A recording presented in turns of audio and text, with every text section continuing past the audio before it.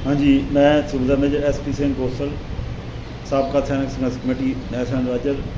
जय हिंद, राम राम, खुदा हाफिज़, सत श्री अकाल।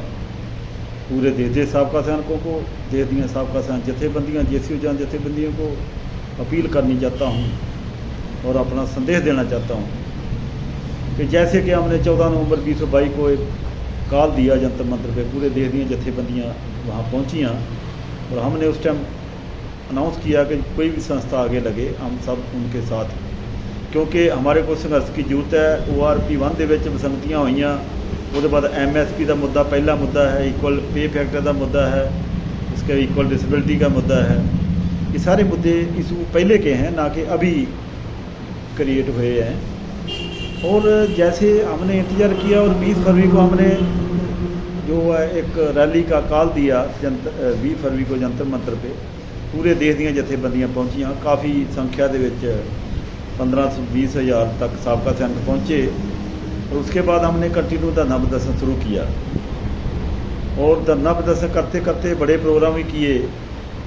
फिर 9 अप्रैल को फेडरेशन का गठन किया। साबका सैनिक संघर्ष कमेटी की ही देन है।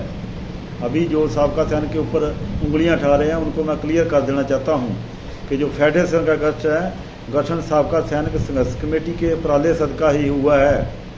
इसलिए हम बेनती करते हैं, जो लोग बोलते हैं कि साबका फेडरेशन के, हम साबका सैनिक संघर्ष कमेटी ने फेडरेशन का गठन किया है सबके पूरे देश दी साबका सैनिक जथेबंदियों के सहयोग से, और हम फेडरेशन के साथ हैं और साथ रहेंगे। बशर्ते कि हमने जो अभी प्रोग्राम 20 सितंबर का दिया है, क्योंकि फेडरेशन एक बहुत बड़ा एक संस्था बन चुकी है, 150 तो बाद संस्थावां दे विच हन।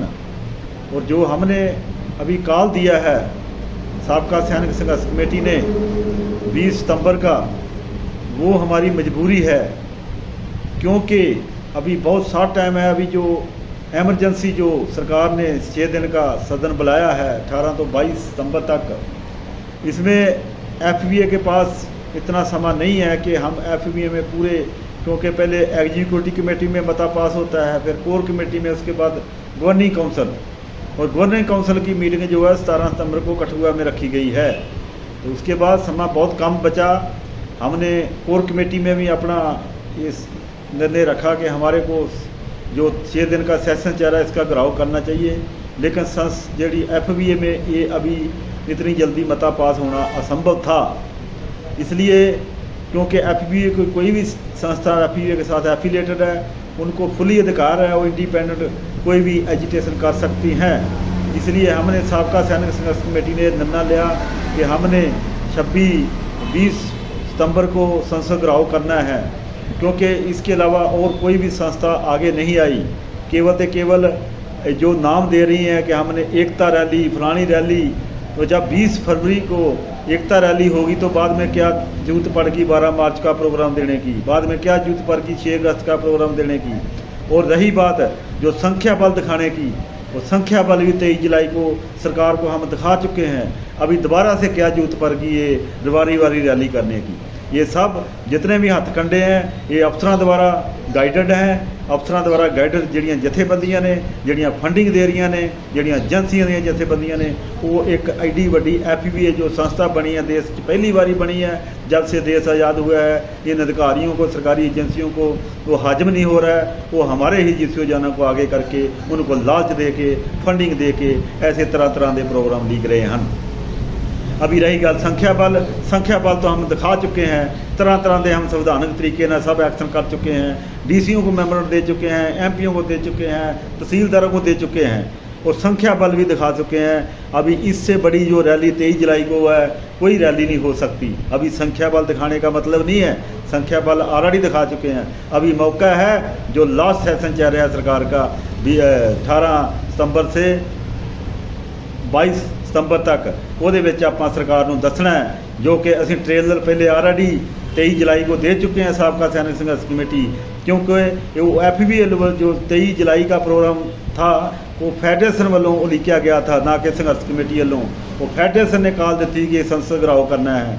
वो फेडरेशन की मजबूरी है, फेडरेशन के प्रधान की मजबूरी है कि क्या कारण होगा जो उस दिन संसद का घिराव नहीं कर पाए। कोई ना कोई उनकी मजबूरी हो सकती है, चाहे उनको किसी कई एमपीओ ने विश्वासन दिवाया हो, चाहे उनका कोई और मजबूरी हो, जहाँ पॉलिटिकल मजबूरी हो, इसलिए उन्होंने संसद के लिए अलाउ नहीं किया।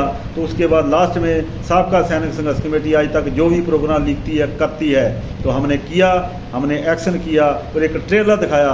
और उसी दिन हमने वहाँ पर मीडिया को भी, एजेंसियों को भी बता दिया था कि ये तो अभी एक ट्रेलर है और संसद का घिराव एक्चुअली हम करेंगे, जिसके लिए फेडरेशन ने कोई हामी नहीं भरी। इसलिए मजबूर हो के हमारे को साबका सैनिक संघर्ष कमेटी को ये प्रोग्राम लिखना पड़ा।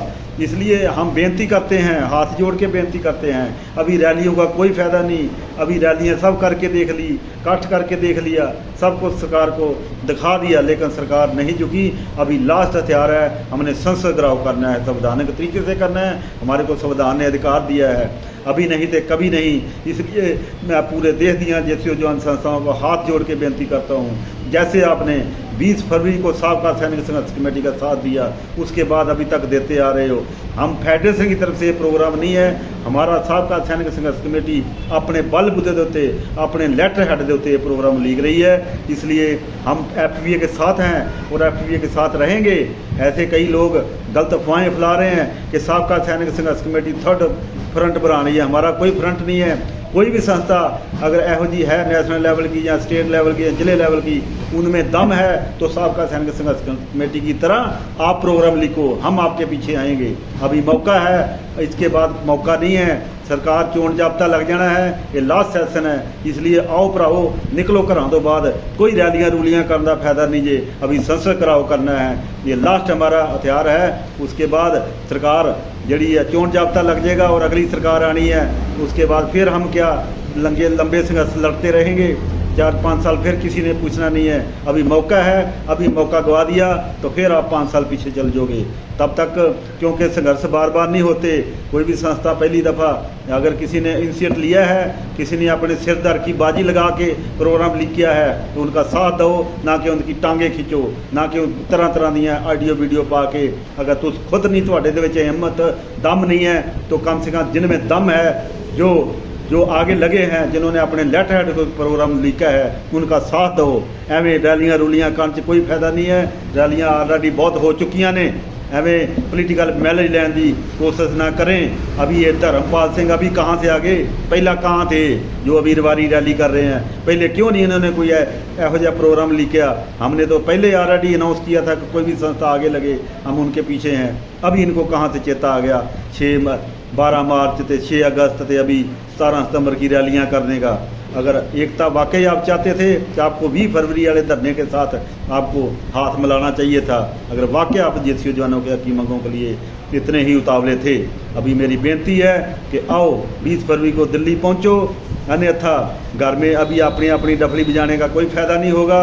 ये लास्ट हथियार जे, लास्ट मौका जे, अभी नहीं तो कभी नहीं तो फिर नई कोई सरकार आएगी तो फिर 5 साल आप बैठे रहना धरनों के ऊपर।